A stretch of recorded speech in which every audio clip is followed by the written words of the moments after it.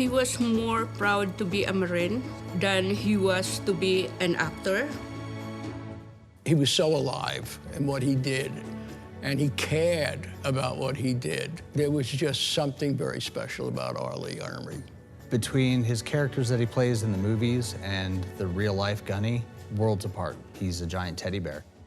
If I were to describe my grandpa, I think he was really loving and really caring. He was definitely always the life of the party, really funny guy, and always made everybody laugh. He was just compassionate and caring, using his celebrity status to spread awareness and make a difference in the lives of veterans. No one seems to want to take care of the veterans except for the veterans. The people in America seem to think that the government takes care of us. Gunny would say the first person to step up to help a veteran is going to be another veteran, and he's an example of that. He was as authentic as he appeared. Full Metal Jacket probably led me to join the Marine Corps. Obviously the best looking uniforms of all the services, in my opinion. He makes you want to be on that next level of mannerisms and respect. He was funny. He had so many stories to tell. It was humbling for me. I learned more from that guy than anybody will ever know. He wanted to be doing this and never retire. He treated his fans like they were just friends that he had not met yet. The things that the Gunny did to really make a difference in every single community that we went to, it's priceless. Today, we're paying special tribute to our good friend and mentor, the one, the only, Gunnery Sergeant Ermey. Best known to fans around the world as the Gunny, Gunny left us all too abruptly and way too early during our ongoing mission here at Military Makeover. You know, after every scene that we would shoot, at the end of every day that we worked on a home makeover, Gunny would look around and say, "What's next?" Now, for him, it really wasn't about the next shot or even the next day. He was asking about our next makeover, our next mission for another deserving veteran, because he thought of them as his veterans, every single one of them. Gunny had a mission. When he stepped in front of our cameras for Military Makeover, it was to shine a light on the service, sacrifice, and the needs of all who served in the military.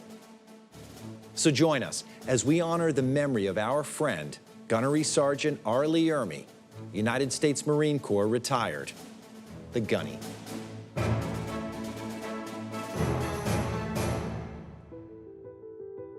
Ron was trouble from the very beginning. He was, I would just say he was a hellraiser. You know, no really bad damage, maybe some little mischievous things like drinking, you know, when he was 15, 16 years old, and a little vandalism at the school, wrecking a neighbor's truck when he didn't have a driver's license, and finally ended up going into detention center into the juvenile court. After the judge looked through all his record, he said, you know, the way I see this, Mr. Ermey, you only really have a couple of choices.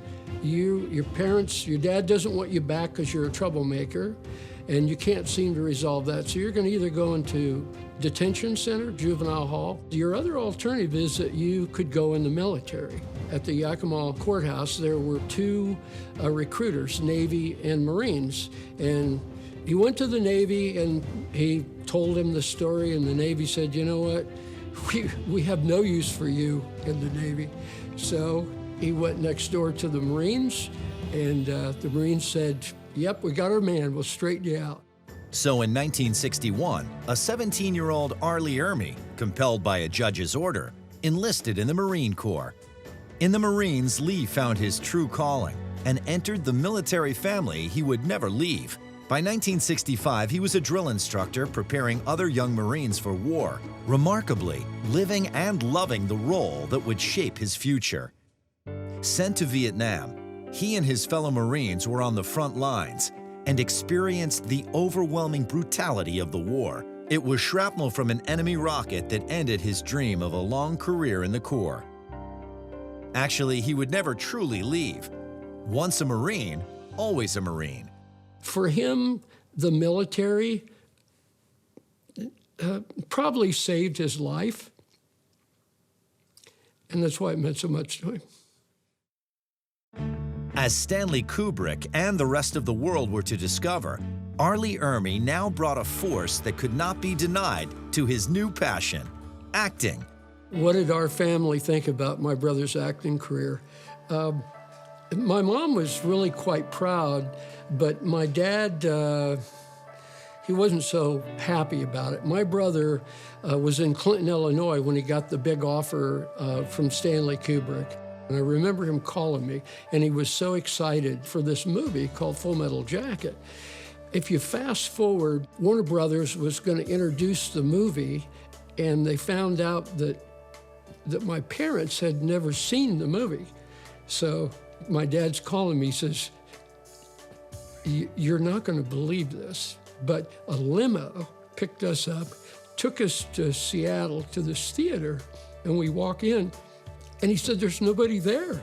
He said, that's when I was told that it was a private viewing for just your mom and I. He said, that's where I realized that your brother's doing okay.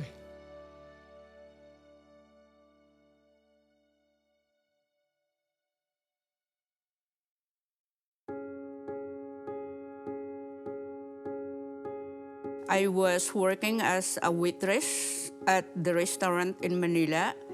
Lee was going to school, and he came in on my 20th birthday.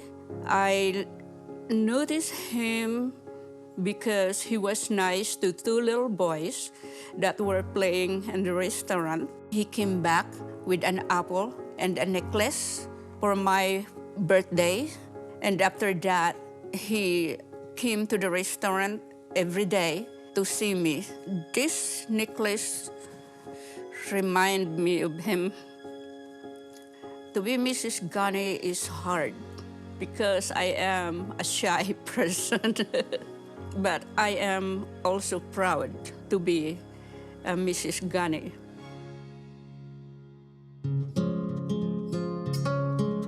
People have often asked me if growing up with my dad was like Lee Ermey boot camp. He tried to be a disciplinarian, but, you know, after every harsh word, there was ice cream. He was full of contradictions. He was the toughest guy, but the softest guy. Hard, but kind. Eccentric, patriotic. He made every day into an adventure, even if it was just going to the store to pick up some milk. We would go on family car rides, which would be hours and hours of, and he would sing, but it was always the same cassette tape over and over again. It was really bad, but he loved to sing. Hey, yo, Gunny, what's the sit rap? Sit rap? Sit rep. Sit rap. Sit rep, not sit rap. It's sit rep, not sit rap. Yo, Gunny, yo. Yo, Gunny, yo. It's the sit rap. Sit rep, not rap. Right on time. Right on time. Misguided pilgrim. Madcap. Madcap, madcap.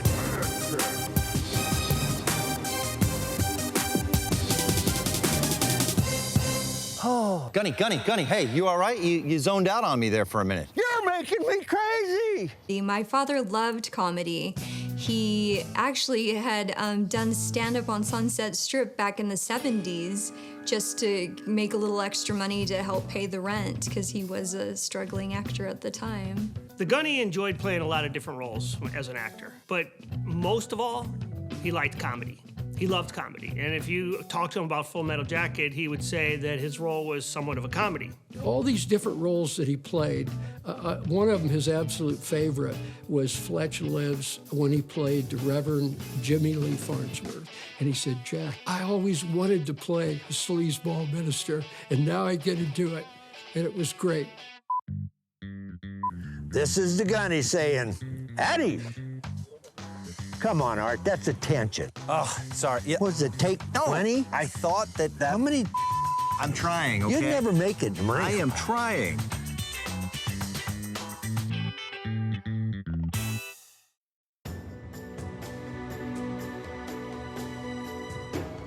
You know, Art and I feel so privileged to be the hosts of Military Makeover.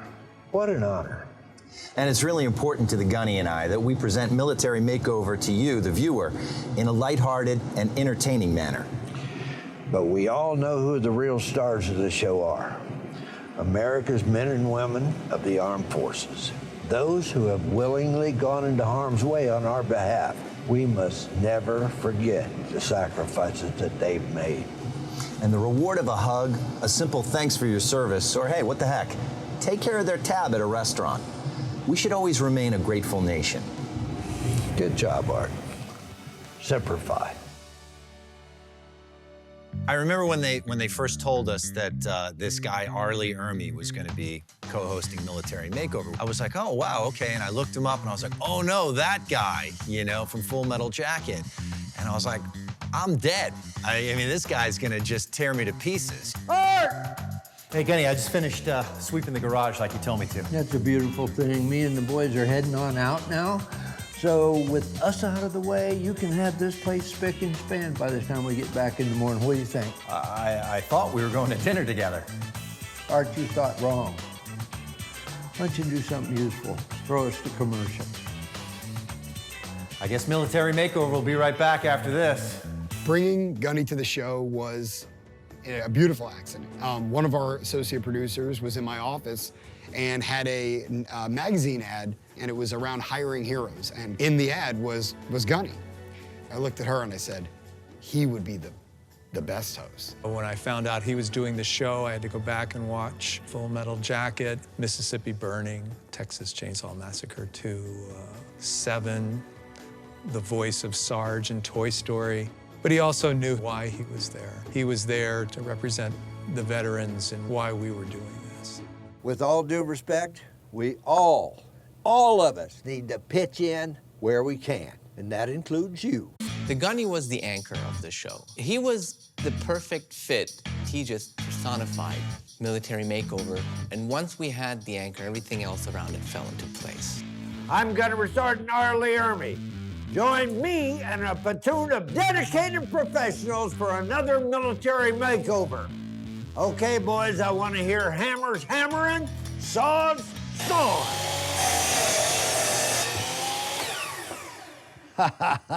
Oh, yeah.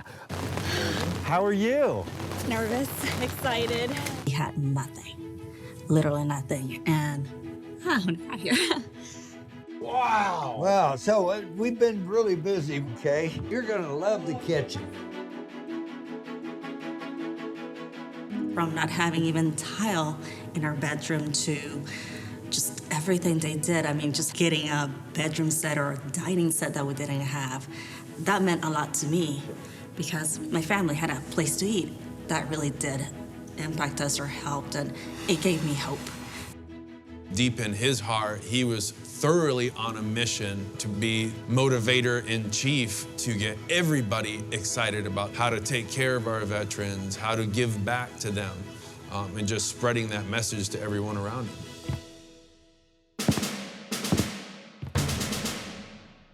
I would call you people to attention that there is no question in my military mind you wouldn't know how to go to attention if I asked you to. You're not good at military stuff, but I tell you one thing I know you are good at, and that is the deck. You call it flooring, I call it decking. Now, inside this house, you will find 1,000 square feet of deck. You have got about 20 minutes to get in that house and get this done. You got it? Go! Make it happen! Ultimately, I know the one thing I can offer is giving these veterans like a home that will help them have a new beginning. White. I come through the damn door. What do I see, Jen? I see white. Everything is white. What are you going to do about that? Isn't white a color? White. I know. White is a non-color. I know, but I'm going to add the soul. It's going to be amazing. I promise. Trust me. Oh my gosh, working with the Gunny is absolutely amazing because think about it. He's a film icon. And I know he really believes in doing this for the veterans. And I know he probably hates my design style. White doesn't work. We got to do something about that, okay? Jennifer comes in, and by the time she gets finished, it looks like home. Not just a house, but a home. And I can't call this a job. It's a habit that I have. But it's a fun habit, and it helps my veterans. And anything that helps the veterans, I'm game for. That's the way it is. It's beautiful. You know, everything was simplified. Everything was, you know, always faithful. And that's who Gunny is. That's who Gunny, like his personality is. He's faithful, especially to veterans and military. I always wanted one of these babies from a pasture. That'd look good out there in my pasture. Now we're talking. Tank. Tanks. This is a big old tank, one of the first ones made. That's a big sardine can. Now, you were flying helicopters. You know, Extortion 17, are you okay? Do you feel good about talking about it to me? Absolutely. Okay. Yes. Would you mind telling me what happened? What's going on? Well, I was a Chinook guy. My crash was Extortion 17. My chopper went down June 25th, 2011. The second Extortion 17 crash was carrying members of SEAL Team 6 on board, and all 31 were killed. Ooh. Yeah, it's that's bad. It's tough to be in the same sentence as that because I'm still here, you know. So having two crashes, Extortion 17, and it's tough to deal with every day. He was very careful of his words about how sensitive that subject is. Of course, I want to talk about it because I want those men never to be forgotten. And so it was a proud moment to talk about the fallen soldiers and be on the same basis as the Gunny was.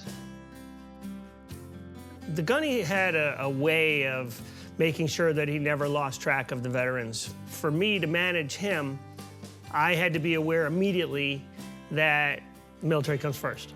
He always wanted to try to help the Marines or veterans. That was his family. They were all brothers. You know, as I travel across this country, I do find one idea that binds us all together. We all support and are inspired by the great folks who dedicate their lives to our security and safety, protecting us, running toward the danger when there's an emergency. You gotta admire those guys. You can tell he's genuine with everything that he feels and does, and he's not doing it for publicity or, you know, to be in the spotlight. He truly has a huge heart and just wanted to help veterans. The world needs a few more people like that. The last time that Lee came into Bravery Brewing Company, he was not feeling well. Some Marines were coming up from about 2 hours away. Sure enough, he showed up, and those dozen or so Marines that were there, he made their day. And he stayed with them, he took pictures, signed autographs. That's the kind of guy he was. He gave so much time and so much love to his Marines. Military service and standing in defense of our country is a big deal. Our military and all of our first responders are a big deal. We need to be there for them and support them in any way we can.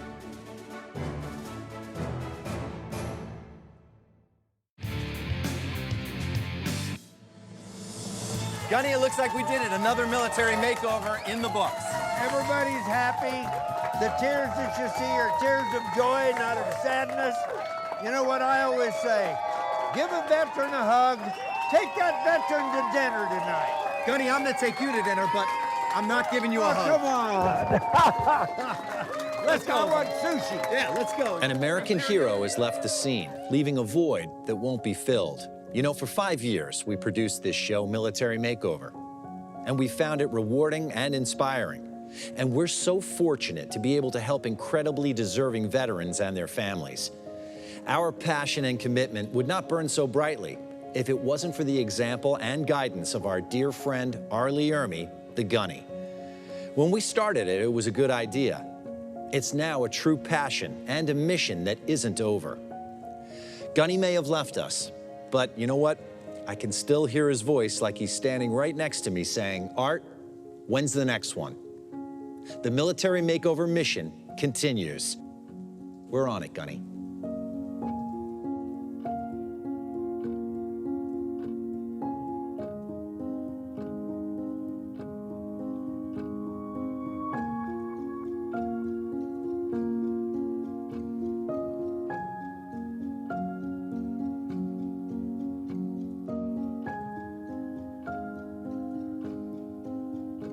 Semper Fi. Take care.